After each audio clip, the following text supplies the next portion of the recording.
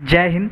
तो जैसा कि मैंने आप लोगों को बताया था कि बहुत सारे फ्रेंड्स मेरे क्या कह रहे थे कि सर आप ज्योग्राफी का भी सिलेबस जो है बता दीजिए, ठीक है, ज्योग्राफी की सब्जेक्ट भी पढ़ा दीजिए।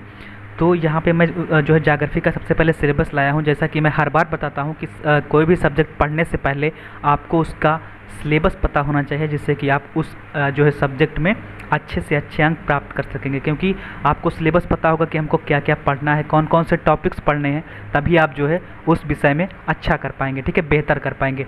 तो यहाँ पे आप लोग सिलेबस देखिए क्या है ज्योग्राफी का, और फटाफट इस सेशन को शेयर कर दीजिएगा अपने फ्रेंड्स के साथ, जिससे कि वो भी इस वीडियो का लाभ उठा सकें।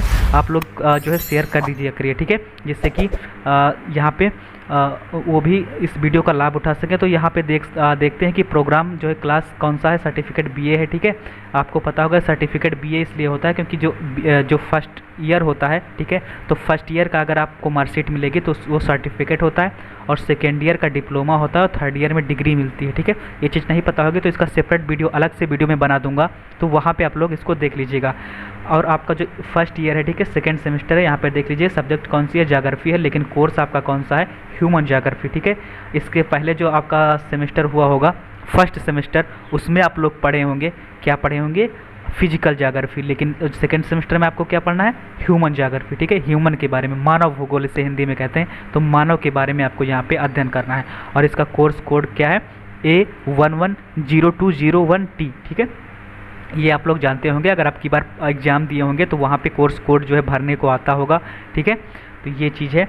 और फिर इसमें यहाँ पे मैक्सिमम मार्क्स कितने हैं आपके, 25 + 75, ठीक है। तो यहाँ पे कहने का मतलब यहाँ पे ये है कि मैक्सिमम मार्क्स इसमें जो है इसको ऐड करने पर आपका 5 आपका 100 हो जाएगा, ठीक है। यानी कि 25 और 75 का मतलब ही यहाँ पे प्रैक्टिकल भी इसमें जो है ऐड है। 25 मार्क्स तो उसके आते हैं जिसमें आपके कॉलेज के अटेंडेंस होती है, ठीक है, और सेशनल वगैरह आते हैं, ठीक है। तो ये सारे मिला के, और मिनिमम कितने हैं, आप 40 मार्क्स अगर ले आते हैं तो आप पास माने जाएंगे, ठीक है। ये चीज़ हो गई, यहाँ पे आपको ये पता चल गया होगा। आप इसके सिलेबस के बारे में हम देखते हैं, ठीक है। तो इसकी जो यूनिट फर्स्ट है फ्रेंड्स, क्या है यूनिट फर्स्ट, यहाँ पे आप लोग देख रहे होंगे, ठीक है। यहाँ पे यूनिट फर्स्ट इसकी जो है concept and nature, meaning and scope of human geography, ठीक है। अब इसको हम हिंदी में भी साथ साथ बताते चलते हैं, जिससे कि जो फ्रेंड्स इंग्लिश मीडियम से होंगे उनके लिए भी बेनिफिट होगा, और जो हिंदी मीडियम में होंगे उनके लिए भी बेनिफिट होगा। तो यहाँ पे जो कॉन्सेप्ट एंड नेचर, ठीक है, कॉन्सेप्ट एंड नेचर का मतलब है अवधारणा और प्रकृति, मीनिंग एंड स्कोप, ठीक है। मीनिंग एंड स्कोप का मतलब है meaning and scope of human geography, यानी कि मानव भूगोल का अर्थ और क्षेत्र। और यहाँ पर development of geographical understanding in India with special reference to Purana, ठीक है, यानी कि पुराणों के विशेष संदर्भ में भारत में भौगोलिक समझ का विकास, ठीक है। भारत में अंडरस्टैंडिंग का मतलब समझ है, और भारत में भौगोलिक, इन इंडिया मतलब भारत में, और ज्योग्राफिकल का मतलब है यहाँ पे भौगोलिक, ठीक है, भौगोलिक समझ का विकास, डेवलपमेंट मतलब विकास, ठीक है। तो आपको इतना तो आता ही होगा, आप लोग जो है समझ रहे होंगे, उम्मीद करता हूँ। अगर ना समझ में आ रहा हो तो आप लोग कमेंट सेक्शन में कमेंट करके बता सकते हैं। फिर आपकी सेकेंड यूनिट है, टोटल 8 यूनिट पढ़नी है, जितने भी मैंने बताया टोटल 8 यूनिट ही आपको पढ़ना है इसमें। तो इसमें जो है आप वीडियो को लास्ट तक देखिएगा, जिससे कि आप वीडियो मिस ना कर सके, नहीं तो आप जो है वीडियो को मिस कर देंगे तो बहुत सारी जानकारी से भी मिस हो जाएंगे। तो यहाँ पे सेकेंड है कि मैन एंड इन्वायरमेंट रिलेशनशिप, ठीक है, यानी कि मानव और वातावरण में संबंध, मानव और इन्वायरमेंट मतलब वातावरण में, रिलेशनशिप मतलब संबंध, determinism, possibilism and neo determinism.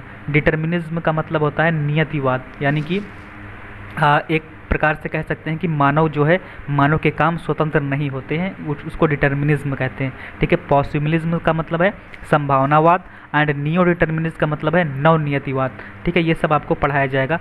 और फिर थर्ड जो यूनिट है आपकी, distribution of population and world pattern.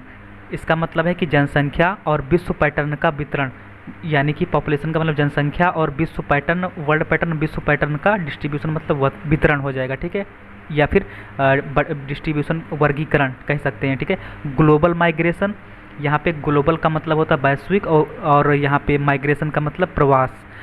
फिर है आपके इसमें क्या पढ़ना है, वैश्विक प्रवास में कॉजेज़ एंड कॉन्सिक्वेंसेस। कॉजेज़ का मतलब कारण, एंड कॉन्सिक्वेंसेस का मतलब परिणाम। Concept of over population and under population, यानी कि अधिक जनसंख्या ओवर पॉपुलेशन और कम जनसंख्या का अवधारणा पढ़ना है, ठीक है। कॉन्सेप्ट का मतलब अवधारणा। फिर आते हैं नेक्स्ट आपकी जो यूनिट है ह्यूमन सेटलमेंट, मतलब मानव बस्ती। सेटलमेंट का मतलब बस्ती। अब इसमें क्या पढ़ना है आपको मानव बस्ती में?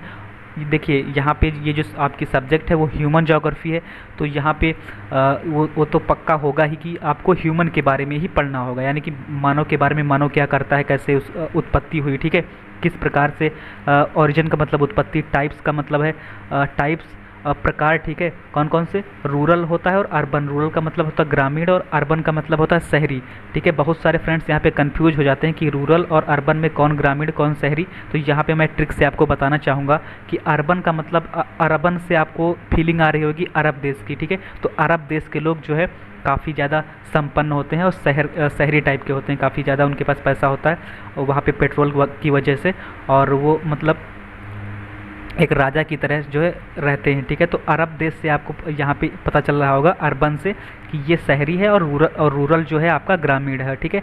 और इसका कैरेक्टरिस्टिक का मतलब है इसके विशेषताएं और इसके गुण के बारे में मानो कि, और house types and there distribution. House types का मतलब है कि घर के प्रकार, और देयर डिस्ट्रीब्यूशन का उनका वितरण, ठीक है, उनका वर्गीकरण कि किस प्रकार के घर रहते हैं, with special reference to India, यानी कि भारत के विशेष संदर्भ में, भारत के विशेष संदर्भ में घर के प्रकार और उनका वितरण के बारे में आपको पढ़ना है। नेक्स्ट यूनिट है आपकी 5 प्रीमिटिव इकोनॉमिक्स। प्रीमिटिव का मतलब होता है फ्रेंड्स प्राचीन, आदिम जमाने के, जो आदिम होता है, ठीक है, इसे कह सकते हैं आदिम अर्थशास्त्र। इसमें क्या पढ़ना है आपको? फूड का मतलब भोजन, फूड गैदरिंग का मतलब भोजन को इकट्ठा करना। देखिए मानव क्या करता था सबसे पहले, जब आज का मानव सभ्य मानव कहलाता है, ठीक है, सिविलाइज्ड जो ह्यूमन है, लेकिन पहले क्या होता था, ऐसा नहीं होता था।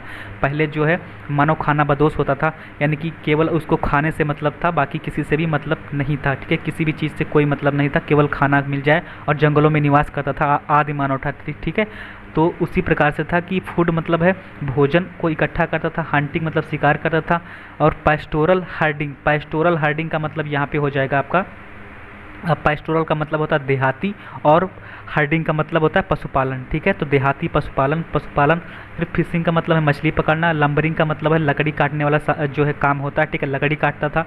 एंड प्रीमिटिव एग्रीकल्चर, प्रीमिटिव अभी मैंने बताया यहाँ पे, प्रीमिटिव का मतलब आदिम या फिर प्राचीन, और कृषि, ठीक है, एग्रीकल्चर कृषि यहाँ पे आपको पढ़ना है। साथ ही साथ इंग्लिश और हिंदी साथ ही साथ बताता चल रहा हूँ, तो आपको प्रॉब्लम नहीं आनी चाहिए, जो भी हिंदी मीडियम से हो या फिर इंग्लिश मीडियम से हो, कोई भी दिक्कत नहीं है, ठीक है। सारा कुछ दोनों यहाँ पे कवर हो रहे हैं। तो अब फिर नेक्स्ट आपका जो आता है 6 नंबर, क्या है? कल्चरल रीजन्स, ठीक है। कल्चरल रीजन्स में का मतलब है सांस्कृतिक क्षेत्र, ठीक है, और कल्चरल डिफ्यूजन का मतलब सांस्कृतिक मिलन, रेस का मतलब है आपकी जाति, रिलीजन का मतलब धर्म, और लैंग्वेज, ठीक है, भाषा। फिर जो नेक्स्ट है आपका वर्ड ट्राइब्स का मतलब है कि विश्व जनजाति, ट्राइब्स का मतलब होता है जनजातियाँ। देखिए विश्व में बहुत सारी जनजातियाँ, मानव की जनजातियाँ पाई जाती हैं, तो उसी के बारे में आपको यहाँ पे पढ़ना है। सबसे पहले कौन सी है? एस्कीमो है। फिर आपको पढ़ना है किर्गिज़ के बारे में। फिर आपकी यहाँ पे बुस्मान का मतलब होता है भगौड़ा टाइप में, ठीक है, और मसाल, ठीक है, सॉरी मसाई, मसाई जो होती है, ये जो जनजाति होती है, ये आपकी तंजानिया एक देश है, आपको पता होगा, तो ये तंजानिया और केनिया जो है, वहाँ पे कौन कौन सी जनजातियाँ, मसाई नामक जनजातियाँ निवास करती हैं, ठीक है। और फिर आपका है सेमांग, और फिर आपकी पिग्मीज। पिग्मी अजगर वाला मत समझिएगा, आपको यहाँ पे पिग्मी मतलब अजगर भी होता है, लेकिन पिग्मी का मतलब जो ऐसे लोग जो होते हैं जो नाटे होते हैं, या फिर बौने कह सकते हैं, या फिर वामन टाइप के छोटे जो होते हैं, जो नाटे आप लोग देखे होंगे, एक आध आपको दिख जाएंगे, ठीक है, जो बहुत छोटे होते हैं, ठीक है, जिनकी लेंथ बहुत ही छोटी होती है, जो बौने टाइप में आप कह सकते हैं उनको, बौने या फिर नाटा या फिर वामन, ठीक है, तो वो पिग्मीज होते हैं।